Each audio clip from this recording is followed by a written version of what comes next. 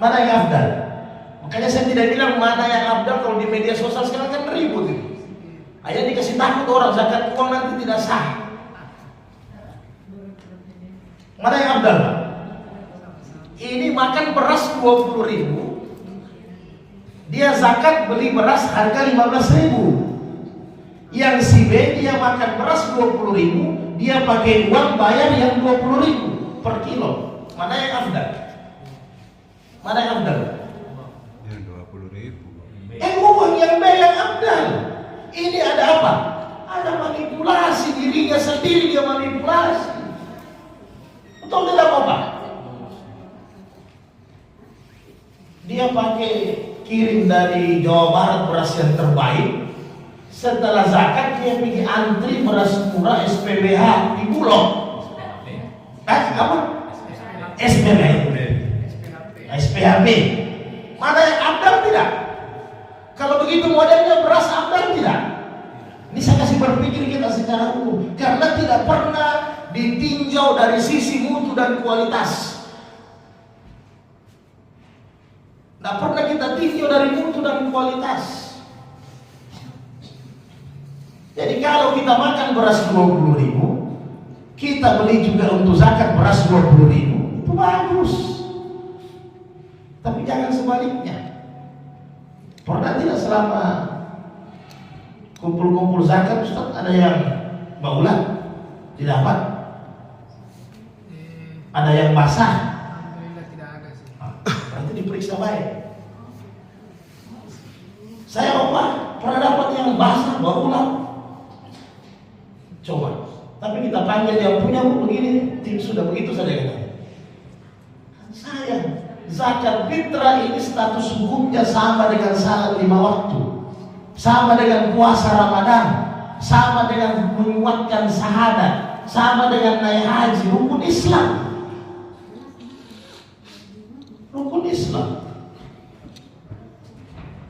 Jadi itu yang kita tidak terpikir.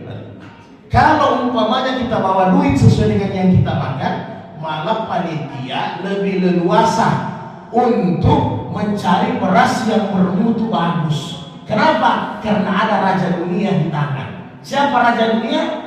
Fulus. Yang merah-merah raja dunia. Di zaman Nabi, di Romawi ada mata uang. Di zaman Nabi terpakai bukan jual beli uang, tapi barter. Mau orang tidak barter sekarang? Tidak mau. Kita bawa hobi barter beras di pasar. Tidak mau orang. Harus pakai penukaran, fulus. Kalau di zaman Nabi boleh garam dibarter, ya kan? Sesuai kesepakatan, suka sama suka. Kalau sekarang mau apa kita barter? Ada di rumah juga yang mau dibarter. Kenapa? Dan kadang orang miskin di hari raya dia bisa lebih efektif memanage apa yang dia butuhkan betul-betul.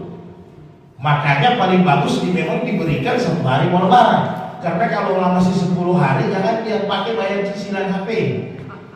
Kan repot. Jadi maksud saya mutu dan kualitas perbaiki, Pak. Nah sekarang dari Kementerian Agama kita palu 35.000. Saya agak takut itu harga 35.000. Iya, Pak. Karena saya ini sudah 1 tahun, saya rasa susah saya dapat 35.000 dengan beli beras 3,5 liter atau 2,5 kilo. Ya ada, tapi mungkin kalau di leher kita agak kasar-kasar masuk. Nah taulah kalau pegawai negeri dulu memang ada beras jatah. Betul-betul beras karung, bukan karung, memang karung kuning, apa ya?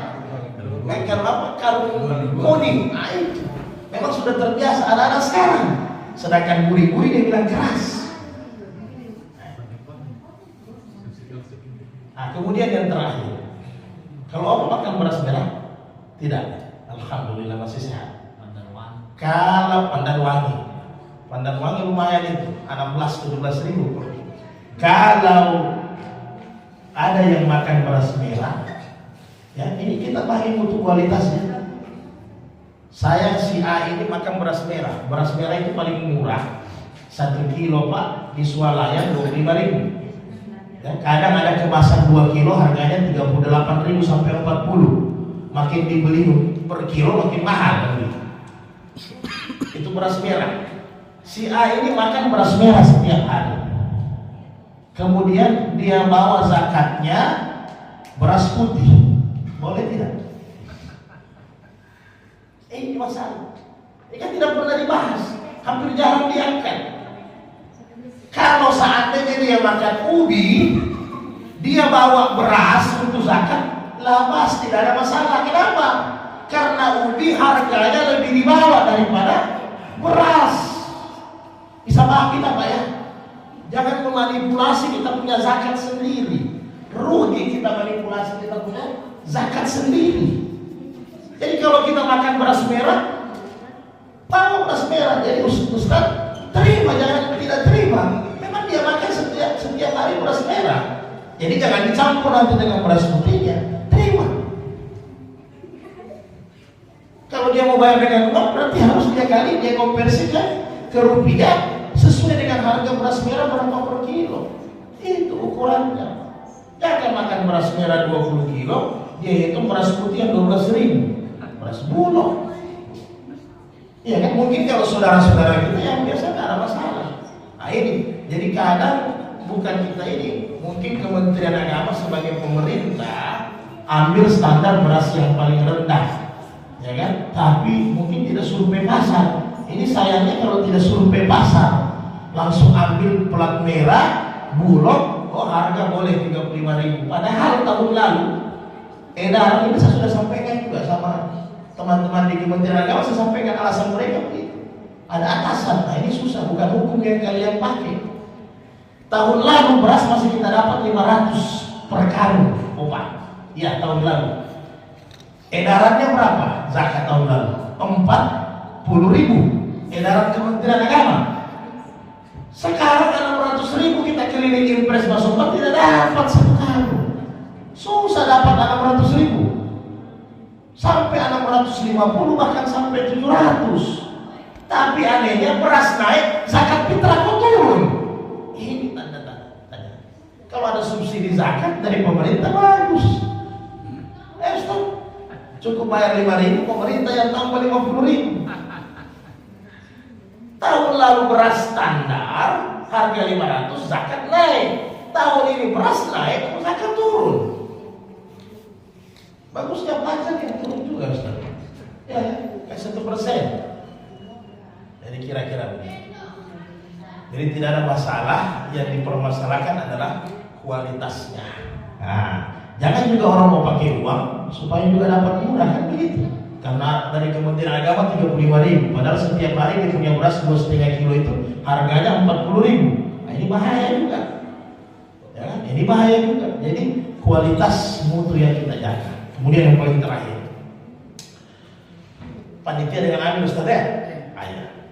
Ustaz Ayah beberapa pekan lalu tanya, memang lagi heboh itu sekarang ini, susahnya juga di media sosial dengan kalau sudah apa bedanya ambil zakat, pengurus zakat dengan apa panitia zakat Ustaz ya? Jadi sama begini, saya kasih jawaban begini.